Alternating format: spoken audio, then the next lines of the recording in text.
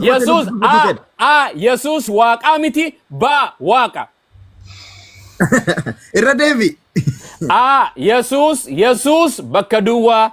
Yesus waaqa ba waaqa miti.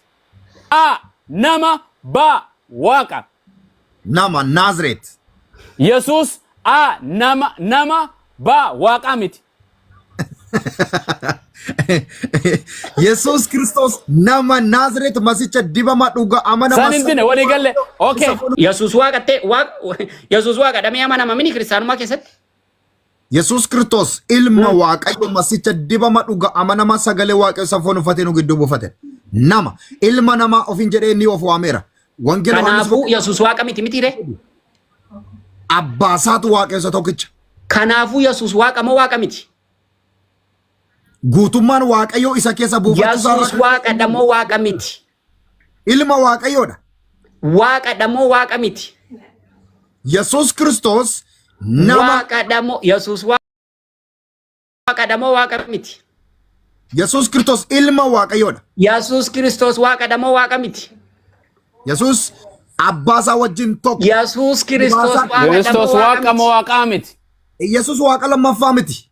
Yesus waaqa tokkoffaa miti. Taragaagay. Ela Yesus waaqa anka deebisuu gadi lakkisen. Yesus Kristos kan du'e nama. Yesus Kristos waaqa damoo waaqa miti. Yes, namummaan isaa ilma waaqayyooti. Ilma waaqayyooti. Gaaffii koo gabaabsinaa deebisi. Yesus Kristos waaqa damoo waaqa miti.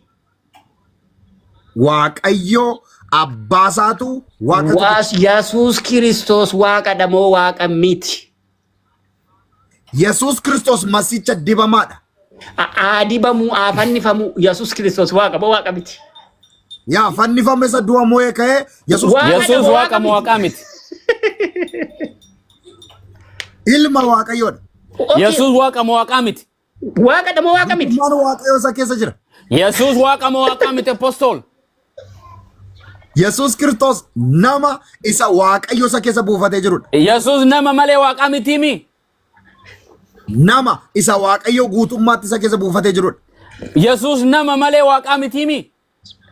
Yesus nama ilma waaqayyo isa hangafaati. Ilma waaqayyooti malee waaqa miti mi. Reefuun adeebisee bar'ee jedhe. Waaqayyo tokkichi sun abbaasaati. Abbaasaati malee Yesus abbaa miti. Yesus Kristos ilma. Ilma malee abbaa miti mi. Guutummaan waaqayyo isa keessa waan jiruuf abbaas jedhame. Haa jiraatu Yesus waaqa miti mi. Hin deebistu garee shaataa bira dhufnaan hin deebitu maraattee deemta malee asi.